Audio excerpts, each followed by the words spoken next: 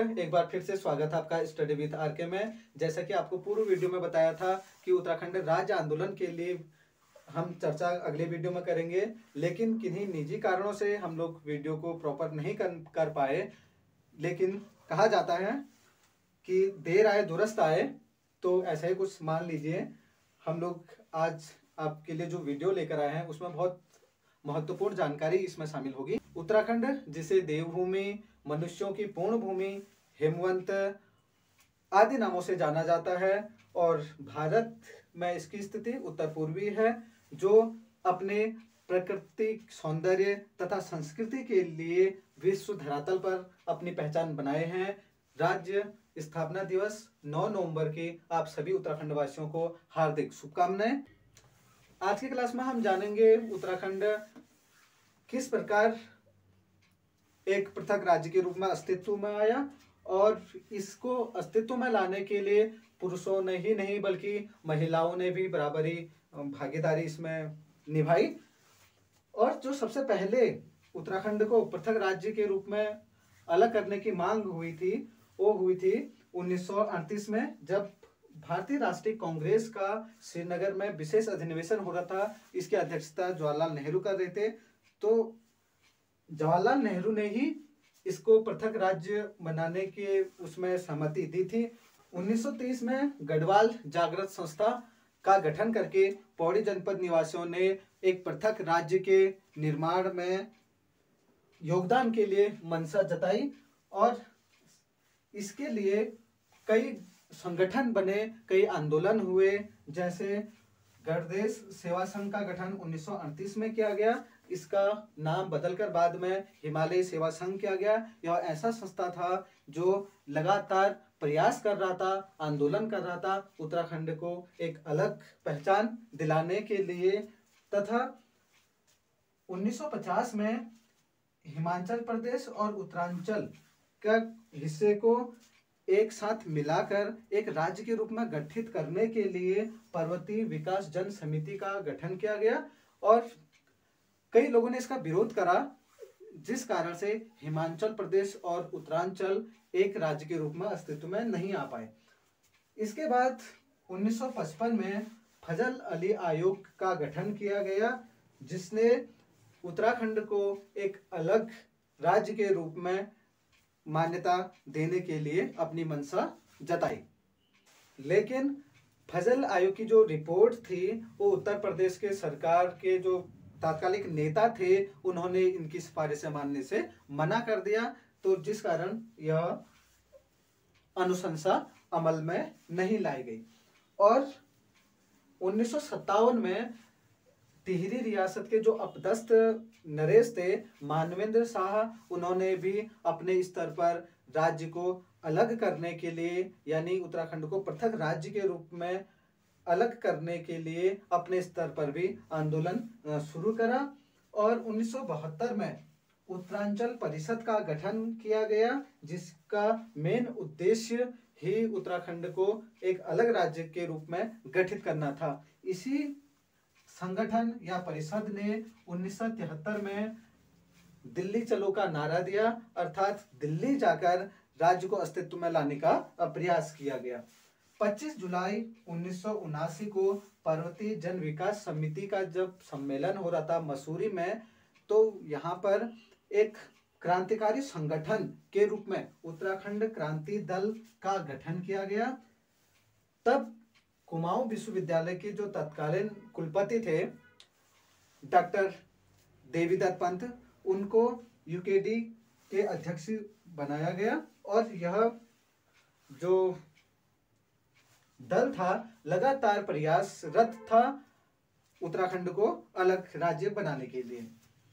उसी के साथ ही 1987 में जब लाल कृष्ण आडवाणी की अध्यक्षता में अल्मोड़ा पार्टी सम्मेलन हो रहा था, तो पार्टी ने राज्य की मांग को तो स्वीकार कर लिया, और राज्य का नाम उत्तराखंड न स्वीकार करके उत्तरांचल स्वीकार किया। कमेटी का मानना था कि जो उत्तराखंड है, एक खंड के रूप में भारत के विभाजन को दर्शाता है, इसलिए इसका नाम उत्तराखंड स्वीकार नहीं किया गया। बल्कि उत्तरांचल स्वीकार किया गया।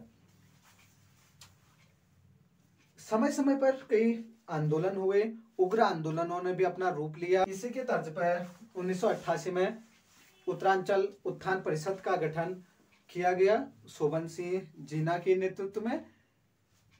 इन्हीं के नाम पर अल्मोड़ा स्थित जो विश्वविद्यालय है उसका नाम शोभन सिंह जीना विश्वविद्यालय रखा गया। 1990 में उत्तराखंड क्रांति दल ने उत्तराखंड पृथक राज्य हेतु प्रस्ताव उत्तर प्रदेश की विधानसभा में प्रस्तुत किया और जुलाई 1992 में गैरसैंण को इसकी राजधानी घोषित किया गया और इसे उत्तराखंड क्रांति दल का पहला ब्लूप्रिंट कहा जाता है।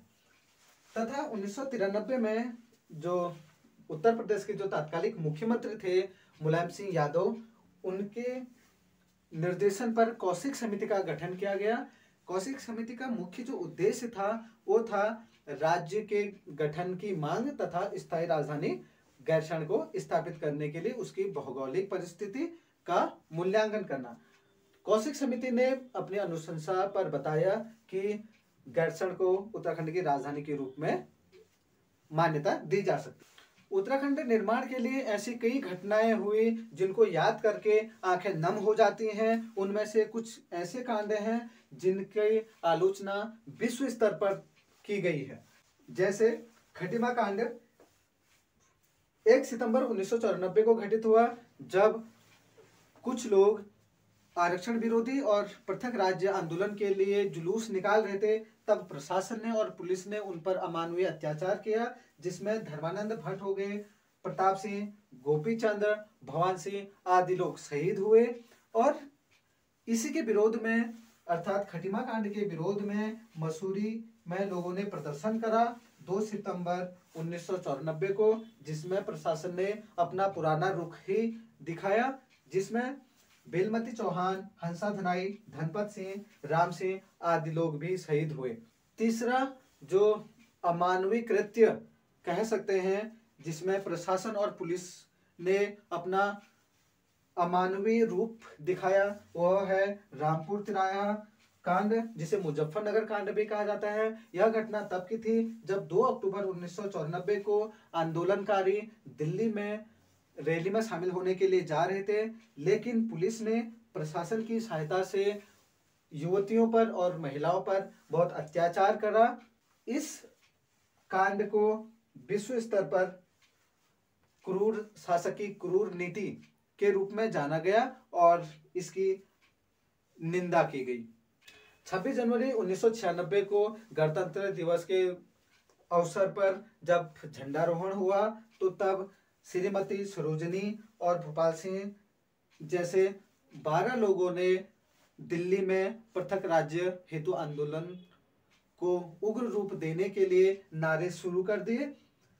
और 15 अगस्त 1996 को तात्कालिक जो प्रधानमंत्री थे, 11वें प्रधानमंत्री HD देवगौड़ ने प्राचीर से उत्तराखंड को एक अलग राज्य के रूप में बनाने की घोषणा की, जो 27 जुलाई 2000 को लोकसभा में उत्तर प्रदेश राज्य पुनर्गठन विधेयक 2000 के रूप में लाया गया और लोकसभा ने इसे 1 अगस्त 2000 को पारित कर दिया तथा राज्यसभा को फॉरवर्ड कर दिया गया था।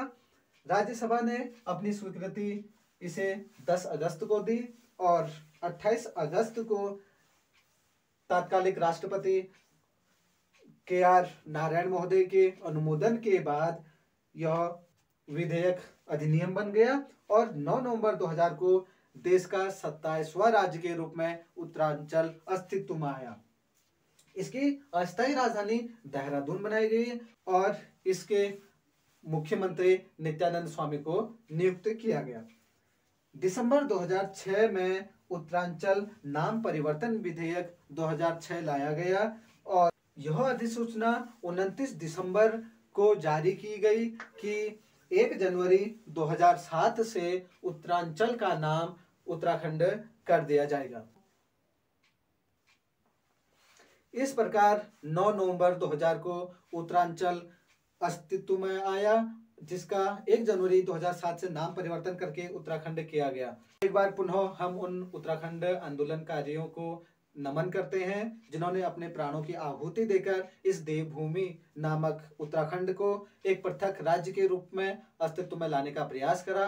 मुझे उम्मीद है कि मैं अपनी बातों को आप लोगों तक पहुंचाने में सफल रहा हूंगा। राज्य स्थापना दिवस की एक बार पुनः आप सभी लोगों को हार्दिक शुभकामनाएं। बहुत जल्द मिलते हैं अगली वीडियो में। जय हिंद, जय उत्तराखंड।